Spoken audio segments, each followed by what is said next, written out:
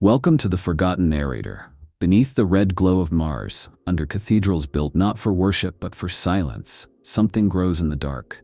It is not machine, and it is not man. It pulses, it dreams, and it waits. Deep in vaults forbidden even to most of the Adeptus Mechanicus, the Adeptus Biologis carries out their true work, not in public cataloging or battlefield healing, but in experimentation older than the Imperium itself. In these forgotten tombs of knowledge and tissue, the flesh is not weak, it is sacred, it is infinite, and it can be anything. They do not speak of what they make, not to the Inquisition, not to the Fabricator General, and not to the Emperor. What they create is too dangerous to exist, too blasphemous to name, and yet, impossibly, too vital to abandon. In a galaxy where death is inevitable, war eternal, and mutation a curse, the Adeptus Biologis asks one question: what if flesh could be changed, perfected, controlled? The answer, hidden in stitched horrors and gene-laced monstrosities, may yet devour the stars. The Adeptus Biologis did not emerge as a fully formed institution, dark and secretive from its very inception. Like many arms of the Imperium, it was born out of necessity, an echo of older knowledge desperately preserved during the fall of humanity's golden age. Originally a minor offshoot of the Mechanicum, their roots trace back to the waning years of the Dark Age of technology, when mankind still wielded mastery over life itself. Cloning, gene manipulation, and directed evolution were once tools of enlightenment. But with the coming of the Age of Strife, these tools became weapons, and those who knew how to wield them became either monsters or martyrs. When the Emperor arose and Mars pledged allegiance to him, the Treaty of Olympus brought the Biologists formally into the fold as part of the Mechanicus. Yet even then there was unease. For while the Omnissiah was revered by the tech priests of metal and cog, the Biologists bowed to no steel idol. Their devotion was to the template, the purest expression of human potential encoded in flesh. This divergence was not theological, but philosophical. The Mechanicus sought to purify by replacing weakness with metal. The Biologists sought to redefine weakness altogether. Their initial role was a public one. In the earliest days of the Great Crusade, they were invaluable in preserving human genome integrity, treating battlefield mutations, and maintaining the purity of regimental gene lines. But even then, in the deep ships that trailed behind the fleets, they conducted more than just repairs. They studied, they tested, they altered. There were whispers of entire worlds designated for experimental breeding populations, colonies seeded with altered strains of humanity to test viability under new suns or hostile conditions. A quiet mirror to the Primarch project, but without the Emperor's oversight, or his restraint. What drove them was not madness, but a desperate logic. The galaxy was infinite in its cruelty. Xenos forms were endless in their adaptability. Why should humanity, locked in ancient genetic templates, not change as well? If evolution was a weapon, then they would forge the blade. In the long silence of the void, the Biologists became bold. Some factions within began to question the sacredness of the human form altogether. Why stop at healing? Why stop at replication? Why not create anew? This shift from preservation to creation marked a turning point. The Biologists began storing tissue samples from Xenos species under strict quarantine. They acquired genetic relics, some from extinct human offshoots, others from beings of strange design. And though many within the wider Mechanicus railed against such heresy, few dared challenge them directly. Their expertise was too useful. Their loyalty, at least in public, was unquestioned. Over time, the Adeptus Biologists fractured internally. Most remained obedient, focused on sanctioned work. But a growing number became secretive, forming hidden conclaves dedicated to more radical ideas. Some believed in bioascendancy, a doctrine proclaiming that flesh could evolve past the need for cybernetics, that humanity's destiny lay not in metal shells, but in living perfection. Others pursued the dream of the adaptive man, a being who could survive any world, any toxin, any battlefield, by shifting form as needed.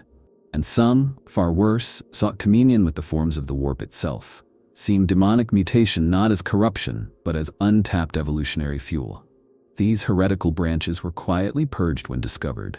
The Inquisition, when alerted, made swift work of those few experiments that became public. But many were never discovered. Vaults were hidden, worlds were sterilized. and within the bureaucracy of the Imperium, records were erased or rewritten. The biologists endured not because they were clean, but because they were useful. To the wider Imperium, they remained benign medicae, a sacred order of gene priests aiding in everything from cloning servitors to curing plagues.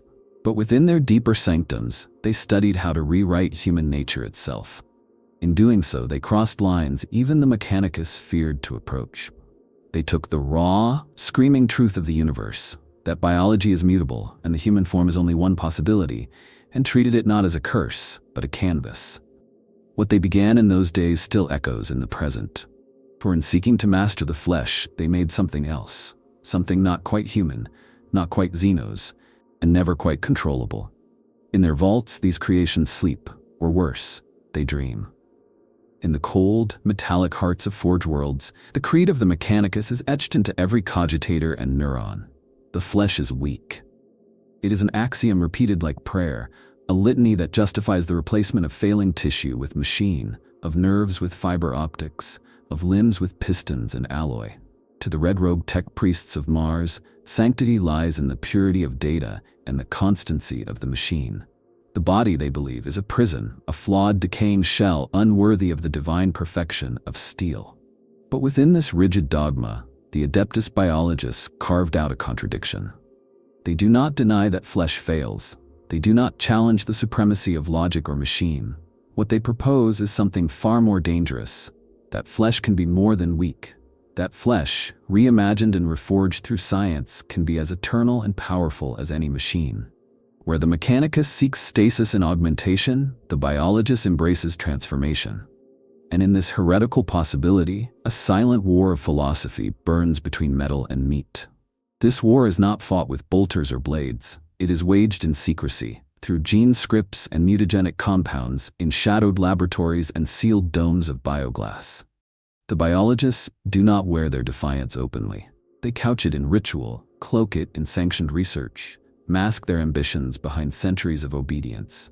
But beneath the skin of their order lies a pulsing, mutating truth. They have rewritten the dogma to suit their own gospel. Not the flesh is weak, but the flesh is moldable. There is a disturbing elegance to their work.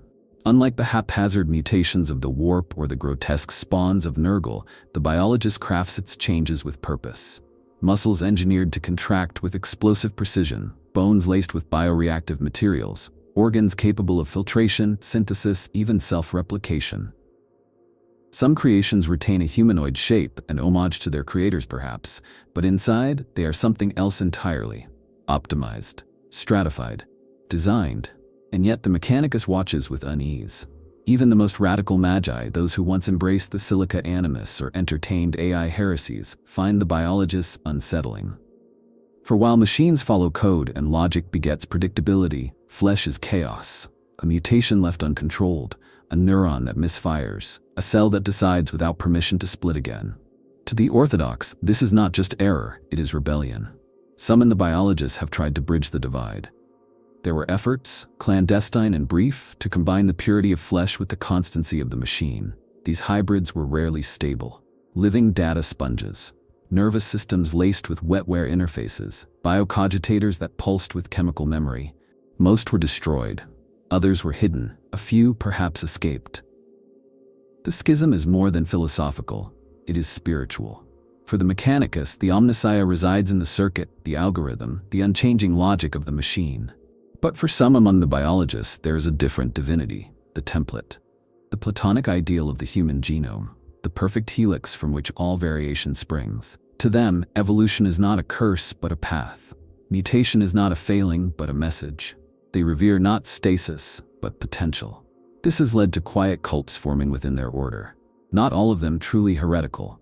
Some are sanctioned exploratory sects. Others operate with plausible deniability. But some, hidden deep beneath layers of bureaucratic misdirection, are truly divergent. They believe in flesh as salvation, in metamorphosis as ascension, in becoming something other.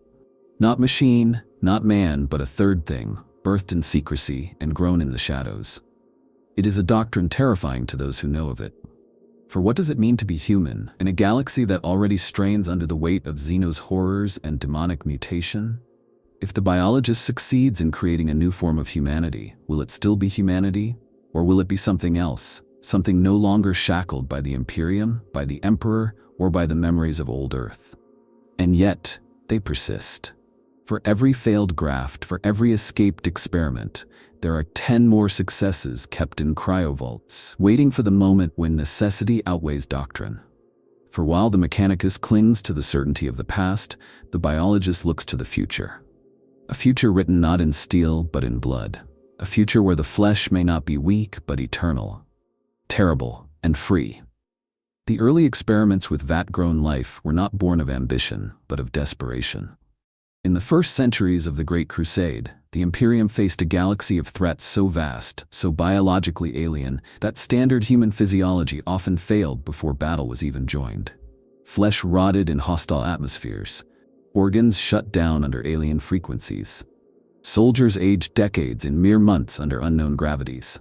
It was not enough to send men to die in his name. They had to endure, adapt, and overcome. So the Adeptus Biologis took a forbidden step.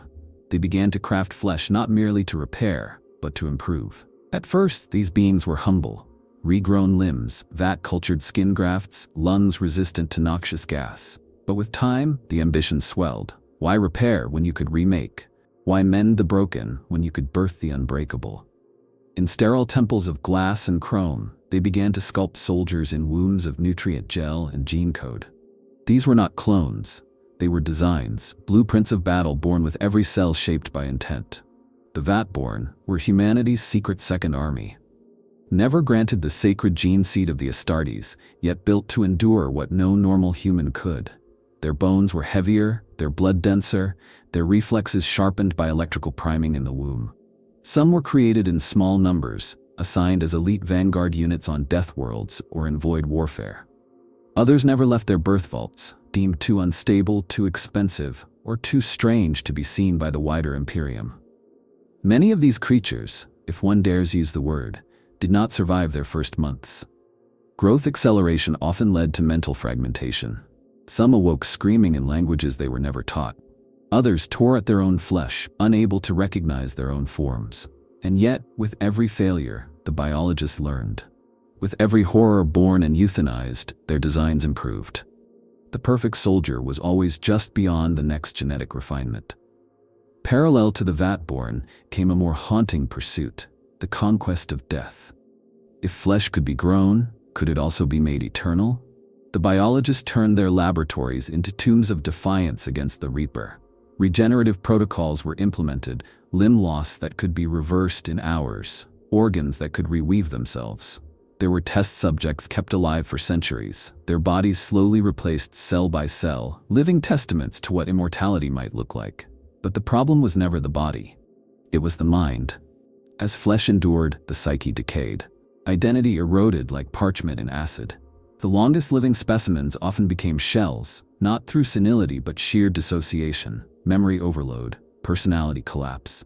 As the years piled on, who they were dissolved into the strain of eternity. The biologists tried to compensate: hormonal regulation, artificial memory partitioning, sleep cycle deletion. Still, something was lost, something that could not be rewritten in DNA. Some among the biologists believed this flaw was not scientific, but spiritual. They argued that true immortality required not just preservation of body and mind, but of soul, and so unsanctioned divisions turned to heresy. They experimented with psychers, growing them, shaping them, trying to isolate the essence of consciousness. The results were catastrophic. Many of their subjects burst into flame at birth, or worse, became hollow vessels through which something else could speak. The biologists learned then the hard boundary between flesh and the immaterial, or at least, most of them did. In time, certain experiments became quiet legends among the order. The Deathless Host, 29 beings grown over 3 centuries, each capable of complete cellular regeneration, even from decapitation. They were sealed away not because they failed, but because they succeeded too well. One of them refused to die even after total incineration, its tissue reforming over days. Another escaped containment. It has not been found.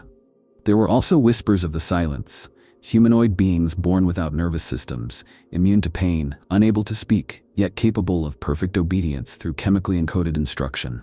Not servitors, but something cleaner, more elegant. Ideal for infiltration or assassination. They were never officially deployed. But then again, many things in the Biologists are never officially anything. For those who served the Imperium alongside these creations, memories vary. Some remember silent warriors who never slept, who fought until only blood remained. Others speak of companions who wept in secret, unable to process the horror of their own existence. For though the Biologists sought to make flesh better, they rarely stopped to consider what it meant to be alive. In the end, the Vapborn and the Deathless became less of a solution and more of a question. What is the cost of surpassing human limits? If one can live forever, should they? If one is grown for war, are they still a person? The Adeptus Biologists never answered these questions. They simply moved on to the next experiment. They called them chimerics, though no official designation ever passed through the administratum. To speak of them openly was to invite censure, or worse, scrutiny.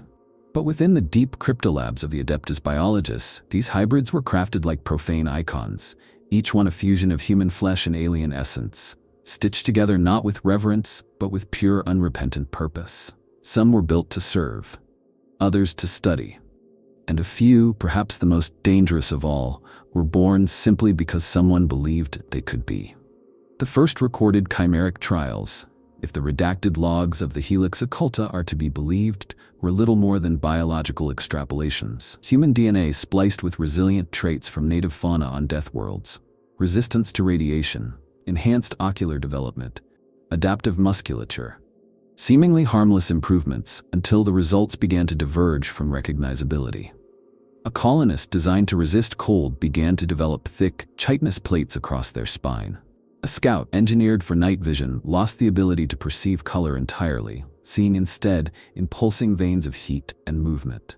What was meant as adaptation began to spiral into transformation.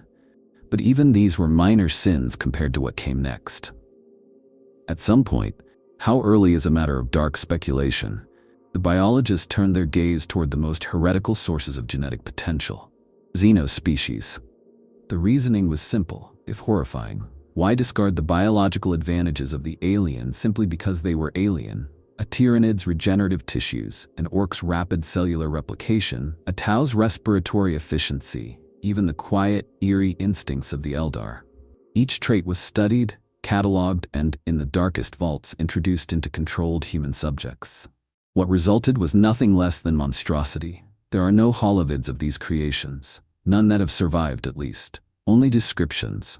Smuggled testimonies from rogue biologists who later confessed under inquisitorial duress. One speaks of a creature grown in a fluid column, bearing a man's skeletal structure, but none of his humanity. Its limbs elongated and irregular, its mouth an orifice designed for feeding, not speech. Another account details a hybrid bred for ambush, with predator glands taken from Kroot and a cardiovascular system enhanced with tyrannid circulatory design.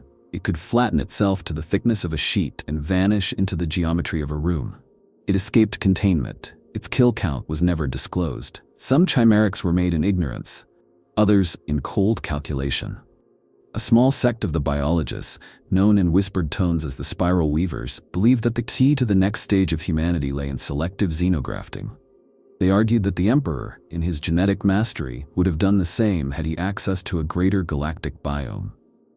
To them, purity was stagnation. Progress demanded incorporation. They were eradicated, of course, or claimed to be. The Inquisition arrived under the guise of a Mechanicus audit. What they found beneath the soil of Anthelion 9 was sealed by Ordo Xenos' decree.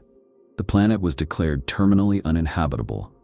But there are those who say the purge was not total, that some specimens were deemed too valuable to destroy. That deep in the Deltan segmentum on unnamed orbital platforms, the Spiral Weavers continue their work in silence.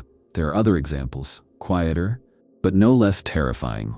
During the Anvilius Crusade, Imperial forces discovered a small cadre of scouts attached to a biologist field detachment. These operatives bore slight deformities, extended mandibles, hyperflexible joints, mottled skin with natural camouflage properties. They were never formally identified. Their unit designation did not exist in any official archives. But their effectiveness in urban warfare was unmatched. The question of their origin was never answered. only suppressed. And then there are the failed chimerics, the ones that never live beyond their first breath. Twisted mockeries of life, neither human nor Xenos, grown in tanks that buckled under the psychic weight of their own gestation. Some screamed with voices that bled through vox channels. Others simply dissolved, unable to stabilize their incompatible genetic components. These failures are not forgotten by the biologists. They are studied. Their corpses retained, preserved in stasis as warnings and templates. To many, the chimeric experiments are a blasphemy too great to fathom. They are violations not just of imperial law, but of natural order. And yet, to some within the biologists, they are works of art, bold declarations that the limitations of humanity are self-imposed, not divinely decreed. In the end, the chimeric horrors are not just products of scientific curiosity. They are reflections of a deeper truth, that in the quest for survival, morality becomes negotiable. That when extinction knocks, even the most sacred boundaries begin to blur. What remains in the vaults of the Adeptus Biologis are not just creatures, they are sins made flesh. And perhaps one day, they will be loosed upon the stars. In the hidden strata of the Adeptus Biologis, there lies a fixation so dangerous that even their most radical elements dare speak of it only in encrypted data fragments and coded prayers. It is the idea of going back, not forward, to the source. Not to the firstborn of the Astartes, nor to the Emperor's blessed angels of death, but further still, to the very first triumph of war-bred human perfection, to the Thunder Warriors. The biologists have long maintained that the Thunder Warriors were a failed prototype, disposable warlords built in haste to win a dying world for a rising god. Their flaws were well known: genetic instability, psychological breakdowns, accelerated aging. They were strong, yes, but doomed by design. A stopgap on the road to the Legiones Astartes. That's the official truth. That's the lie. Because what if they weren't failures at all? What if the Emperor never meant for them to fade? What if he meant to refine them, perfect them, and someone stopped him? Within the Adeptus Biologis, a heretical idea took root. That the Thunder Warriors were not flawed, but sabotaged. That their instability was artificial, their mortality imposed.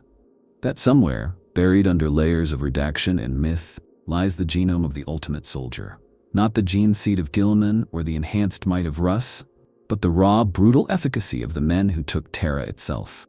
Biologist teams working in secret have, over millennia, gathered fragments, not just from ancient texts, but from bone, from long-dead tissue, from battlefields older than recorded history. Thunder Warrior remains are rare, but not impossible to find. A skull fragment here, a femur there, each one a treasure beyond value. With these relics, they've begun the impossible, the reverse engineering of the Proto-Astartes template. And it's worse than you think. The first attempts to recreate Thunder Warrior physiology ended in disaster. The subjects grew too fast. Their muscle density ruptured their own skeletons. Their minds broke under the pressure of ancestral memory, genetic ghosts screaming in their dreams. One subject reportedly entered a berserker state upon waking, slaughtering an entire biologist enclave before being brought down by orbital strike. Its remains, charred but intact, are still studied in Vault Cinder. But the failures didn't stop them. They never do. Each iteration grew closer, more stable, more controlled. And in their obsession, the biologists began to ask another question. Could the Thunder Warrior be improved? The answer in their minds is yes. By integrating elements of modern Astartes gene seed with recovered Thunder Warrior code, a hybrid genome was crafted, one intended to marry raw power with long-term stability. These new beings, grown in silence, bore none of the madness of their predecessors. They were faster than Astartes, more physically resilient, and completely loyal. The Adeptus Biologists gave them no names, only designations: Alpha, Delta, Omega. These beings were never meant to be deployed. They were proof of concept, but concepts have a way of escaping their vaults. There is a theory whispered among certain inquisitors that some of the most effective, unknown operatives used in containment wars on fringe worlds, particularly those involving daemon incursions, were not Deathwatch, nor Grey Knights, but something else. Something stronger, quieter, clad not in ceramite, but in living armor, their skin hard as plasteel. They bore no insignia, no identification, and when the mission was done, they vanished. Worse still is the rumor of the Primarch Codex, a theoretical biologist project rooted in an even darker ambition. Not merely to replicate the Thunder Warriors, but to succeed where the Emperor once faltered. To create a being not just of immense power, but of refined divinity. A child of flesh and code, built from the scraps of the Primarchs themselves. Impossible, perhaps, but there are records of stolen gene vaults, of broken stasis pods found empty, of whispers among the lords of Terra that something is stirring beneath the Imperial Palace, deep below even the most ancient catacombs. Some say the biologists have found a way to simulate the warp-drawn genetic catalysts once used to scatter the Primarchs across the stars. That in controlled environments, these catalysts could be used again, not to throw suns into the galaxy, but to birth them here, now, in the Emperor's long shadow. It would be the greatest heresy of all, or the greatest miracle. But what price would such power demand? The Thunder Warriors were forged in conquest and drowned in blood. Their legacy is one of brutality and betrayal. If they return, if even a shadow of them rises again, it will not be as heroes. It will be as a question the Imperium cannot answer. What if the Emperor was wrong to kill his first sons? And what if those sons are still here, waiting to finish what he began? Of all the horrors the Adeptus Biologists have studied, none inspire more hushed dread than their dealings with Xeno's flesh. Not as enemies to be slain, but as blueprints to be dissected, repurposed, and adapted. The cold logic of war demands it. Why reject what works simply because it was born outside the Imperium? Why not study the Tyranids' unmatched regenerative biology, the Orcs' resilience, the Eldar's sensory mastery? And so, far from the gaze of the Ecclesiarchy and the Ordo Xenos, the biologists did what they always do. They harvested, and they learned. It begins in the aftermath of war. When the Tyranid swarms retreat, when the Necron tombs fall silent, the biologists arrive. Not in force, but in silence. Surgical teams in sealed armor sweep battlefields not to bless the dead, but to recover tissue samples, genetic material, functioning organs. Every spore chimney felled, every hive node cracked open becomes a gold mine of data. They do not flinch at the alien. They flay it, catalog it, and if possible, grow it. Tyranid biomatter, of course, is the most coveted. The perfect biological war machine capable of adapting within a generation, even within a single organism's lifespan. The biologists learned early that they could not replicate the Tyranid genome, not truly, but they could simulate certain traits. One line of experimentation, now sealed by inquisitorial mandate, involved splicing segments of Tyranid immune response into human subjects. The result? Soldiers who healed twice as fast, whose blood thickened under stress, whose skin grew fibrous after injury. And then, weeks later, spontaneous ossification. Bones grew over joints, organs fused, consciousness dissolved in instinct. They became less like men and more like predators. Most were terminated, one escaped. The Orcs too provided tantalizing potential. Not their crude intelligence or fungal composition, but their absurd durability. There was a project, Operation Verdigris, focused on incorporating Orc skin regeneration into Penal Legion volunteers. Success was partial. Volunteers survived wounds that would have killed Astartes, but their minds began to shift. They grew aggressive, impulsive, words slurred, emotions dulled. One spoke in low, guttural laughs before biting through his handler's throat. That facility was burned. The data remains classified. Some experiments were subtler. With tau physiology, the biologists studied how their nervous systems processed oxygen and electrical signals with such elegant efficiency. The goal was not strength, but precision. Reflex enhancement. Tactical calm under pressure. Attempts were made to engineer similar traits into select stormtrooper regiments. It worked, briefly. But the modified troops began exhibiting strange group dynamics, eerily synchronous behavior, almost like a hive instinct. They stopped responding to pain. They stopped sleeping. They stopped speaking. The regiment was recalled, and no further details were released. Even the Eldar, with their frail frames and arrogant disdain, were not immune to the biologist's scalpel. Their superior reaction time, their sensory depth, it was all of interest. Some of the most blasphemous vaults beneath Mars are said to contain the preserved heads of dead Eldar seers, their brains suspended in psychic insulation. Not for study of their souls, but for the architecture of their senses. Biologist psychothaumaturges once attempted to graft Eldar optic nerves into human recon clones. The results were grotesque. Eyes that saw into dimensions the human brain could not comprehend. Madness followed, and then death. Not always in that order, but even failure taught them something. Every hybrid pushed the boundaries of what human flesh could endure. Every adaptation, even the unstable ones, fed into the grand experiment, the creation of the adaptive strain. This was not a person, not even a species. It was a concept. A model of humanity so biologically plastic that it could survive any environment, any affliction. The perfect colonist, soldier, and survivor. Its DNA could shift on demand. Its organs reconfigure. Its dermal layers adjust to radiation, cold, vacuum. It was the dream of evolution made manifest. The first prototype lived for 5 days. On day 1, it breathed methane. On day 2, it changed color under UV exposure. On day 3, it grew vestigial limbs for climbing. On day 4, it stopped recognizing orders. On day 5, it shed its human features and curled into a fetal spiral, releasing pheromones that triggered fear in all nearby personnel. It died smiling. The biologists learned one final, horrifying truth. Adaptation without limits is a form of death. If a thing can become anything, it eventually becomes nothing. Still, they persisted. Lesser versions of the adaptive strain were created. Used in colonization efforts where terraforming failed. In breach teams entering Xeno's ruins. In Black Ops units hunting rogue psychers. These strain-born were designed with hard-coded limits. But rumors persist that some exceed their parameters, that some continue changing, quietly, patiently. What drives the Adeptus Biologis to these lengths is not madness. It is survival. The galaxy evolves, the Xenos mutate, chaos corrupts, humanity cannot remain static. That is their belief, their curse, their justification. But the rest of the Imperium does not see it that way. And if the Inquisition ever finds the Adaptive Strain project again, they will not ask why it was made. They will ask how many of them are already out there.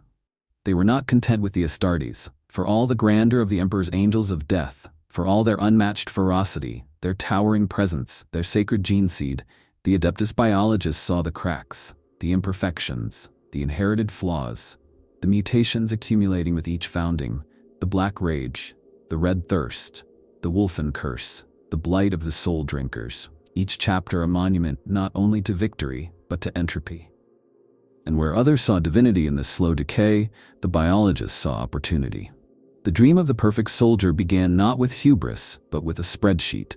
Rows of failures, columns of loss, genetic drift increasing with each generation, rejection rates rising. The biologists calculated the future in cold numbers, and it pointed to a grim truth. The Astartes, magnificent though they were, could not sustain the Imperium forever. Not like this. Not in their current form. So the biologists set out to build better. Their first attempts were subtle. Refinements, adjustments to minor organs, modifications to immune responses, faster integration of gene seed, improved metabolic efficiency. The subjects were Astartes initiates, recruits for chapters doomed to fail or already forgotten. The modifications were small, but the results were measurable. Faster healing, reduced metabolic shock, lower psychic instability. No one noticed, or no one wanted to. But the biologists did not stop there. They began creating warriors from scratch. Not Astartes, not even based on the same template. These new beings would be wholly original, a new path to martial perfection. Born in engineered wombs, with no fathers, no genetic loyalty, no need for the Emperor's ancient code. Their muscles were grown with layered myofibrils, their bones infused with nanoreactive carbon composites. Their skin was semi-organic armor, not grown for loyalty, but for endurance. Not for ceremony, but for efficiency. The goal was not just strength. It was obedience, sustainability, standardization. Astartes needed decades of training, centuries of maintenance. They were prone to ideological drift, emotional instability, even rebellion. The biologists wanted something clean, predictable. Units, not brothers. Weapons, not heroes. The first successes were labeled the Praetorian strain. They could run for days without rest. Their bodies healed wounds in hours. They required no sleep, only nutrient gel and brief neurosync cycles. They obeyed without question. Not because they were indoctrinated, but because obedience was written into their neurology. Their minds could not conceive rebellion. They were not soldiers. They were war incarnate. But even this was not enough. The biologists turned to the impossible. They created variants designed for every environment. Substrains, one for high-gravity worlds with dense musculature and triple-jointed limbs, one for low-light zones with expanded pupils and sonar mapping, one for zero-atmosphere combat with micro-thrusters integrated into bone. They built units for infiltration, silent, memory-partitioned, emotionless. Units for terror, massive, noise-amplified, gland-loaded brutes who screamed death into the dark. And then, the project spiraled. A team on Nemesis 3 tried to integrate psychic null traits to make a perfect anti-warp combatant. The result was a soldier who silenced all psychic phenomena around him, including his own cognitive processes. He could not be commanded because he could not receive psychic instructions. He stood for weeks, unmoving, until his body collapsed. He never spoke. Another cell attempted self-replicating tissue, warriors who could clone replacement organs mid-battle. They succeeded, but the subjects began growing extra limbs during adrenaline surges. One simply became a mass of writhing muscle and teeth. They called it Subject Ruin. It killed everything in the facility before suffocating on its own lungs. For every success, 10 tragedies. For every controlled subject, 3 abominations. But the biologists could not stop, because the dream was still alive. And perhaps the most disturbing part was that their creations worked. When a Xenos breach occurred on Fathom Station, a response team of 12 Praetorian strain units eliminated the threat in under 4 minutes. No survivors, no collateral damage. The report was sealed, the footage purged. But someone in the upper echelon saw it and asked, could we make more? No official record of the project exists, but biologist enclaves report missing genetic stock, stolen embryos, untraceable black ships, deep space laboratories with silence protocols and no return coordinates. Some whisper of the 1 percentile, the theoretical perfect combat being, a blend of human-based genome, selective Astartes enhancements, and zero legacy flaws. No name, no face. Just a designation, a dream, a weapon. And others say they're already here. They do not wear power armor. They do not bear heraldry. They operate under no chapter, no command, no law. They are not part of the Imperium. They are its contingency. You may have seen them once, a flash of movement in the ruins. A shadow among the fallen, a warrior with no insignia, no voice, no mercy. They are not gods made flesh. They are flesh made purpose. The perfect soldier has no soul, only a mission. Beneath the crust of Holy Terra, deeper even than the ancient tomb vaults of the Emperor's own design, lies a darkness untouched by time or truth. It is not a darkness of the warp, nor a blight born of chaos. It is older, quieter, more deliberate. It is the cradle of secrets, too dangerous to destroy and too powerful to trust. And at its heart lies the forbidden legacy of the Adeptus Biologis, the vaults of the final flesh. To speak of these places is treason. To know their coordinates is death. They are not marked on any map. Their entrances are guarded not by sentries, but by misdirection, by cognitive encryption protocols that erase knowledge of the route from the mind moments after transit. Those few who maintain these sanctums are not standard biologists. They are chosen, reshaped by oath and chemical conditioning. They are their own kind of servitor, capable, yes, but emotionally severed, detached, programmed to forget what they witness unless given specific mnemonic triggers. And what they guard is monstrous. Each vault is different. Some contain creatures suspended in vats, flesh without names, beings who breathe without lungs, who bleed plasma and whisper in frequencies that no human ear can hear. Others house frozen rows of failed subjects, creations too unstable to live but too unique to discard. They lie preserved not for mercy but for study. Their organs are catalogued, their mutations logged, their DNA archived in crystalline repositories, awaiting some future crisis that might require their revival. But not all vaults are museums of failure. Some are living laboratories. Down there, experiments continue. Time is different in those depths. Projects from the Great Crusade may still be running. Subjects in stasis monitored by autoscribes and neurospirit drones. No orders have arrived to cease their function, and so they endure. There is Vault 9 Helion, known in forbidden circles as the Cradle of Woe. It contains an entire micro-ecosystem, a biodome grown from engineered coral structures, housing an evolving strain of semi-human organisms. They are not prisoners. They are not aware. They simply exist, mating, hunting, surviving. Every generation is more adapted, more efficient, less human. The experiment has been ongoing for over 9,000 years. No biologist has entered in over 2 millennia. The vault monitors itself.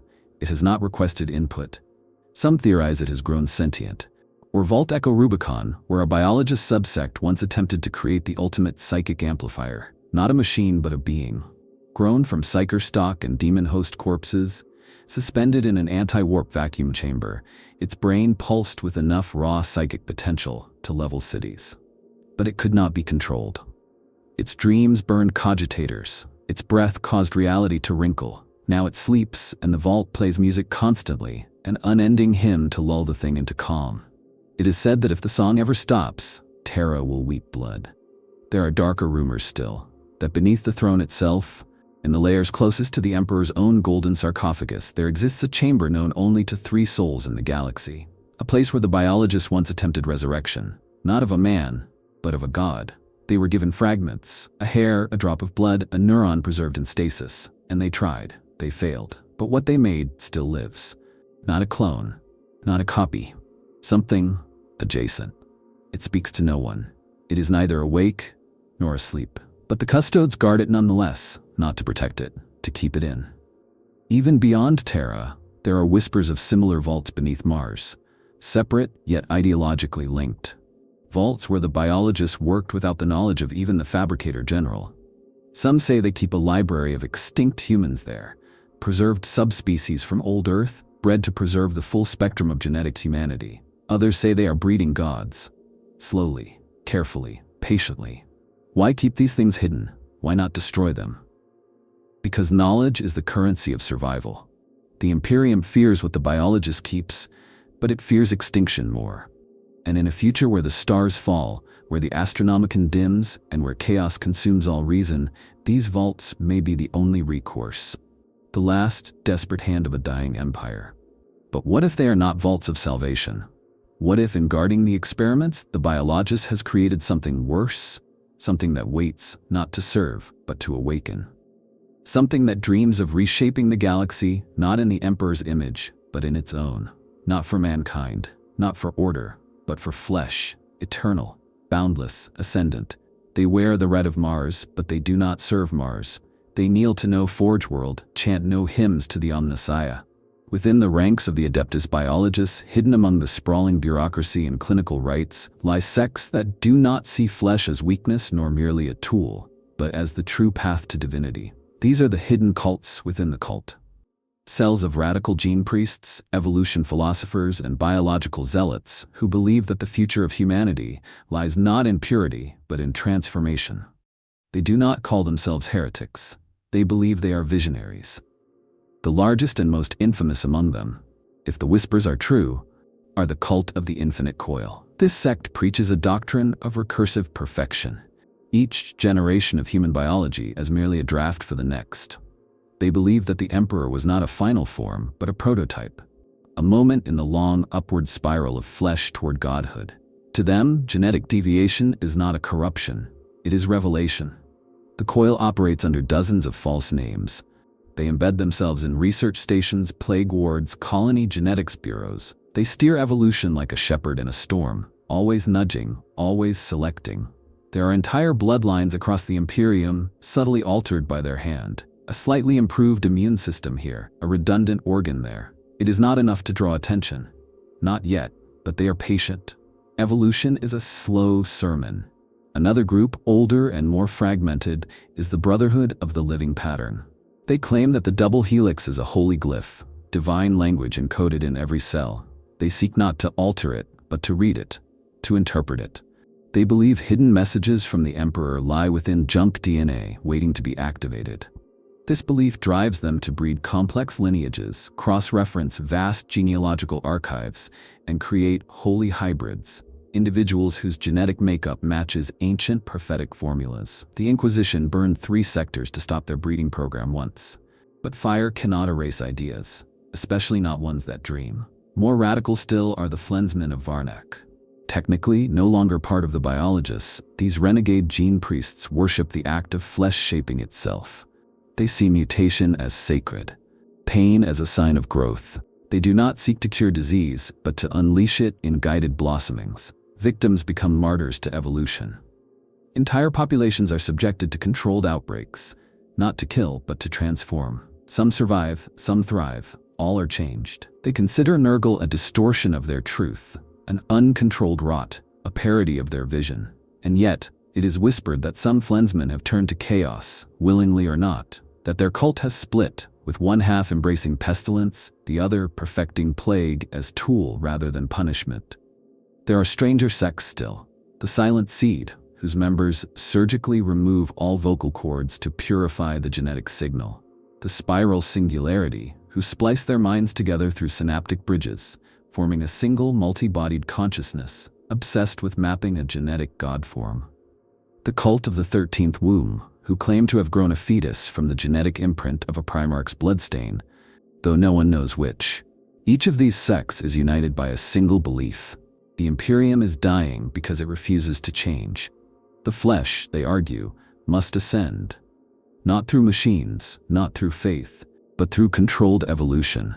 They view themselves as gardeners of destiny, pruning the dead branches of mankind to let the strong ones bloom. The Adeptus Mechanicus officially denies the existence of these cults. The biologists' high orders refuse to acknowledge them. But the signs are there.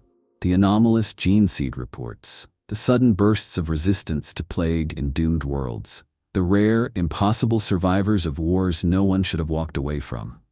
The galaxy mutates, and someone is shaping that mutation. The Inquisition does what it can: purges, exterminations, memory scrubs. But the cults return. They always return, because in a galaxy of horror, pain, and extinction, the idea of a new path, of a better human, has a terrible allure. And perhaps that is the greatest danger of these cults within the cult. Not that they defy the Emperor, but that they echo him. That they too dream of shaping humanity into something more. Not to save it, but to end what it is and begin what it could be. It was bound to happen. For centuries, the Adeptus Biologis operated just within the tolerances of loyalty, hidden beneath the weight of their usefulness and the fog of bureaucracy. But secrets cannot fester forever. Eventually, one of them escaped, a creation too loud, too powerful, too wrong to ignore. And when it tore through the underhives of a hive world and left behind nothing but deformed corpses and radiation-soaked ruin, someone talked. Someone screamed. The Inquisition came, not as a whisper, but as a storm. At first, the biologists tried to cooperate. They opened records, they offered names, but those were the safe vaults, the surface labs. The true horror, the real work, the vaults they never expected anyone to find, those they tried to hide. And in doing so, they provoked the full wrath of the Holy Ordos, particularly the Ordo Xenos and the Ordo Hereticus, who viewed the biologists' secrets as nothing less than a biological rebellion against the Imperium. The purges began. Entire departments dissolved, magi dissected by their own creations, vaults flooded with plasma, data crypts atomized by cyclonic torpedoes. But it wasn't enough. Every time the Inquisition burned a facility, another one revealed itself.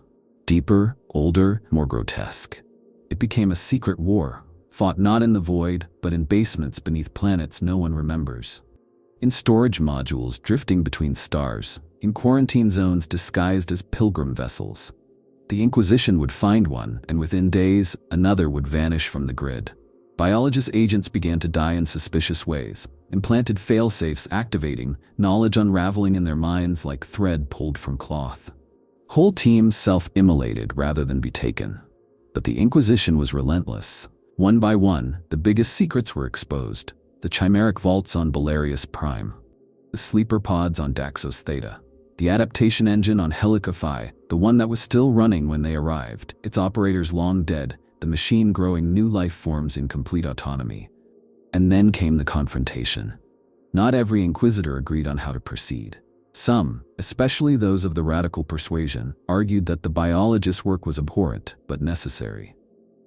The Imperium is dying, they said, and only new flesh can carry it forward. They proposed containment, cooperation, even integration. These Inquisitors were quietly reassigned, or killed, or vanished. The more puritanical factions refused compromise. The conflict escalated. Armed engagements occurred. On the Forge world of Serax Magna, Inquisition kill teams clashed with biologist defenders equipped with gene-boosted monstrosities. The battle lasted 5 hours. The Inquisition prevailed, but at a staggering cost. The footage recovered from a servitor's broken eye lens shows a biologist's created entity tearing through power-armored agents with nothing but claws and speed. After Serax Magna, an edict was issued, classified, absolute, from the Senatorum Imperialis itself. No more vaults, a full cessation of unsanctioned biological experimentation. All experimental personnel to be detained or executed. All data cores confiscated. All remaining projects to be archived under inquisitorial oversight or purged. But of course, not everything was found. The Adeptus Biologis did not die. They adapted. They fragmented. Some went dark, retreating into the void. Others went rogue, selling their skills to rogue traders, unsanctioned planetary governors, even Xenos powers. Some embedded themselves in other Mechanicus branches, continuing their work under new banners. And some, disturbingly, turned to chaos. Not because they sought damnation, but because the warp, unlike the Imperium, does not flinch at transformation.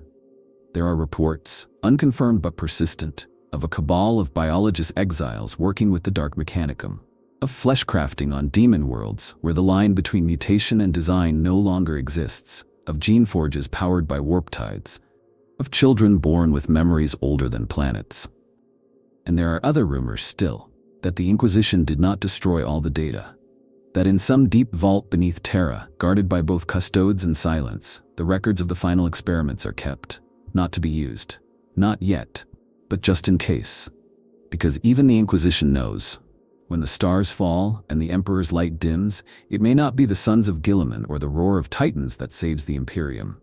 It may be something born in a tank, silent, obedient, terrifying. Something the biologists made long ago, and the Imperium dared not destroy. There is a chill that comes when one remembers the old night. Not just the event, but the silence. A time before the Emperor, before the legions, before the Astronomicon. A time when mankind forgot itself. When the machines turned on their makers. When the stars became empty of guidance. The age of strife was not merely a collapse. It was a dismemberment of identity. And from that amnesia, the Adeptus Biologis now reaches back blindly, desperately, to recover what perhaps should never be remembered. Because the things they make, the experiments sealed in glass and data soul, they are not new. They are echoes. The galaxy was once full of wonders. During the dark age of technology, humanity built gods of silicon and flesh. They mastered life itself. Entire civilizations were grown, not born. Civil service caste systems embedded genetically at conception. Spacefaring vessels piloted by cloned minds, bred for navigation through solar radiation. Soldiers birthed from orbital birthing cradles, their memories pre-installed, their instincts curated by long-dead designers. We do not know their names, we do not know their histories, but the ruins remain. The biologist has found them, in dead systems where data ghosts still howl through ruined Vox arrays, in hollow moons littered with gestation cradles, in derelict ships whose holds contain corpses that have not decayed in 20,000 years, flesh perfected past rot. And in those ruins, they found inspiration. The biologist does not advertise their archaeogenetic missions, but they exist. Recovery teams dispatched to pre-imperial vaults, searching not for weapons, but for DNA, for patterns, for knowledge etched into chromosomes. Sometimes they find it, and sometimes they bring it back. That is where the Echo projects began. The goal was simple, to recreate the optimized life forms of the Dark Age, the echo of perfection. The results were mixed. One vault yielded tissue samples of a humanoid with regenerative abilities, orders of magnitude beyond anything the Imperium had seen. A muscle cut reformed in seconds, a heart pierced, healed while still beating. The biologist regrew a full specimen. It lived for 3 days. Then it began to consume itself, eating, reabsorbing, rebuilding, again and again. By the end, it was a ball of shifting flesh and mouths, sobbing in 50 voices. Another vault revealed a species of pre-human variant, adapted to zero gravity, with neural networks that shared thoughts across bodies. The biologists tried to recreate one. They succeeded. But as soon as it awoke, it attempted to interface with every mind in the facility. 3 researchers died of neural collapse. One now sits silent in an inquisitorial chamber, staring at the walls, whispering the phrase, "We are not alone in ourselves." But the biologist does not stop, because beneath their caution lies belief. That the dark age of technology is not a cautionary tale, it is a blueprint. that humanity once stood as gods and can again. They see the warp not as a barrier, but as a variable. They see chaos not as a moral failing, but as a corruption of something once pure. And perhaps the most heretical belief of all, whispered in encrypted data logs and biochemical parables, is that the Emperor himself was a product of the old night, that he did not arise spontaneously, but was the last creation of a dying science, a singularity of design, the final gene template perfected in secret, sent into history with one purpose: to rebuild what had been lost. To them, every experiment is not a rebellion, but a reclamation. They do not seek to rival the Emperor. They seek to understand him, because if he was made, he can be made again. But there are voices rising in the warp, echoes of other things, warnings. The Men of Iron were not the only catastrophe of the Dark Age. There were others, abominations made of meat, not metal, labyrinthine biocultures that consumed entire moons, beings of shifting identity and replicating consciousness who believed they were humanity improved, and in their certainty, devoured their creators. The biologist has seen these echoes too. They study them with reverence and fear, and still, they continue. There's something both poetic and horrifying in what the Adeptus Biologis believes about the flesh. To them, the question is never should we, it is always why not better. The truth is they never stopped asking that. Not during the Unification Wars, not after the heresy, not even when the Primaris rose and the Mechanicus changed the rules again. Because deep in the locked vaults of sanctified biology, there remains a thesis, unspoken, unwritten, but pursued with relentless, obsessive zeal, that the flesh, properly guided, can ascend.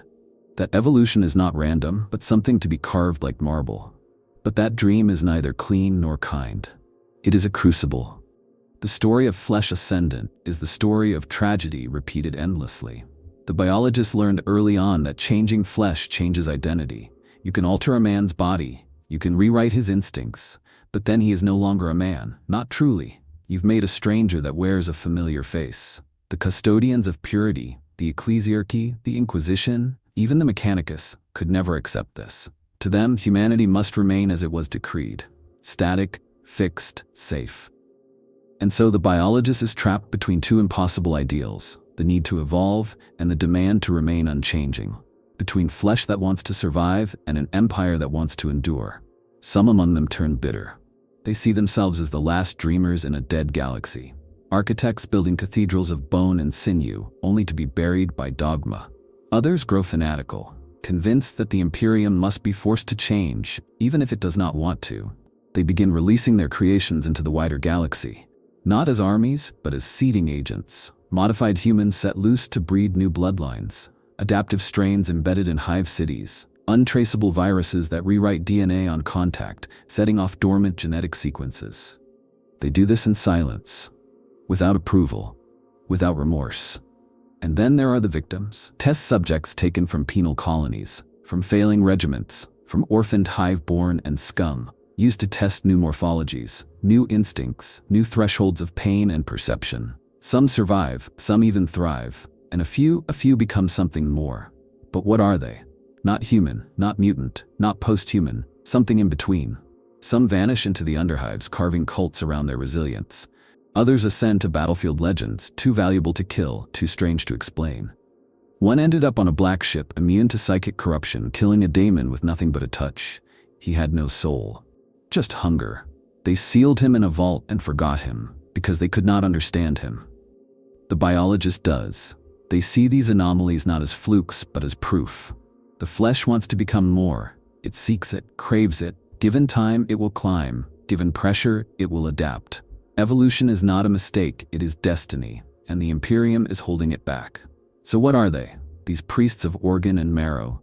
Are they saviors, crafting a new path for humanity to walk? Are they butchers with holy syringes? Visionaries? Heretics?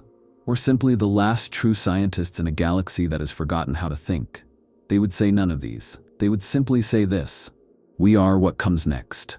You can kill us, you can burn our labs, you can erase our data, but the flesh remembers. The experiments we began will continue. In the blood of soldiers, in the lungs of mutants, in the cancerous growths of worlds abandoned, in the dreams of children not yet born, who will wake one day with strange bones, strange thoughts, and no idea why they do not fit. And by then, it will be too late. Because the change will already be here, and it will not ask permission. It begins with a heartbeat. Not human, not Xenos, something else.